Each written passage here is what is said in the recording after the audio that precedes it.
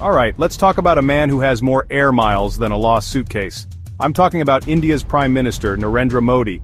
Now, before he was shaking hands with world leaders and taking selfies, Modi came from humble beginnings.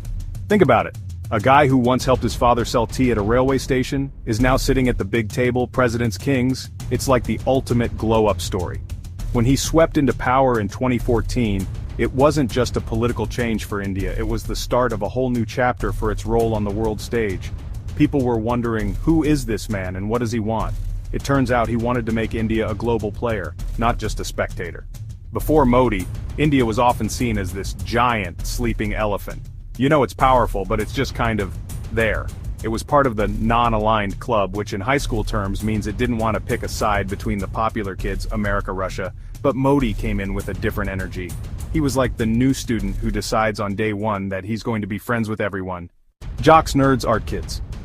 He transformed India's foreign policy from a passive, please don't bother us, to an active, hey, what are you guys up to? This wasn't just about making friends, it was about making India impossible to ignore. His approach was a complete 180-degree turn. Instead of waiting for world leaders to call, he started calling them, and flying to them, and hugging them. Seriously, the man has a signature hug. It's a full contact, we're in this together kind of embrace. This personal touch diplomacy became his trademark. It signaled a shift from old-school, formal diplomacy to a more personal, hands-on style. He understood that in a world dominated by social media and 24-hour news, a good photo op with a powerful leader could be just as impactful as a signed treaty. It was a strategy designed for the modern age, and it immediately got the world's attention. So, when we talk about Modi's global impact, we're really talking about a story of rebranding. He took a country that was known for its history, culture, massive population, and he added a new label, global ambition. When he swept into power in 2014, it wasn't just a political change for India, it was the start of a whole new chapter for its role on the world stage. In 2014, he went to the United Nations and proposed an International Day of Yoga. A record number of countries co-sponsored the resolution, and it passed in less than 3 months. Suddenly the whole world was doing the downward-facing dog together every June 21st. It was a brilliant way to export a piece of Indian culture and brand India as a source of global wellness and peace.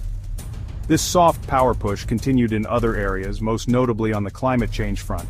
For years, developing countries like India were seen as part of the problem, but at the 2015 Paris Climate Conference, Modi flipped the script. He positioned India as a leader in finding a solution. He announced the creation of the International Solar Alliance, a global organization headquartered in India dedicated to promoting solar energy. This was huge. India wasn't just agreeing to cut emissions, it was creating and leading a global institution to help everyone else do the same. It was a way of saying, we're not just on board, we're ready to drive this thing. If you think juggling is tough, try juggling superpowers. This has been the centerpiece of Modi's foreign policy. On one hand, India has moved closer to the United States than ever before. They've deepened their defense relationship, becoming key partners in the Quad, Japan, Australia, aimed at ensuring a free and open Indo-Pacific. This is widely seen as a way to counterbalance China's growing influence in the region. Modi didn't shy away from calling out challenges to sovereignty, a clear signal to Beijing. This marked a shift from India's traditional non-alignment to issue-based alignment with Western democracies. But here's the twist. While getting cozy with the United States, Modi has maintained a strong historic relationship with Russia. After the Ukraine crisis began, despite Western sanctions, India continued to buy Russian oil. India participated in military exercises with Russia. This move confused people in Washington and Brussels. For India, it was a masterclass in strategic autonomy. The message was clear. India will make decisions based on its own national interests, friends with both sides, refusing to be drawn into a new Cold War. It's like being friends with both Taylor Swift and Kanye. It's complicated, but India is making it work. This balancing act is the core of Modi's impact on global politics. He has redefined what it means to be a major power in the 21st century. It's not about picking a camp, it's about having the strength and confidence to engage with all camps. India joined the Shanghai Cooperation Organization, a bloc led by China and Russia, while being central to the United States-led Quad. This ability to have a foot in both worlds gives India a unique position. It can act as a bridge, a mediator, or a power that follows its own path, India's way. In summary, Narendra Modi's tenure has fundamentally altered India's place in the world.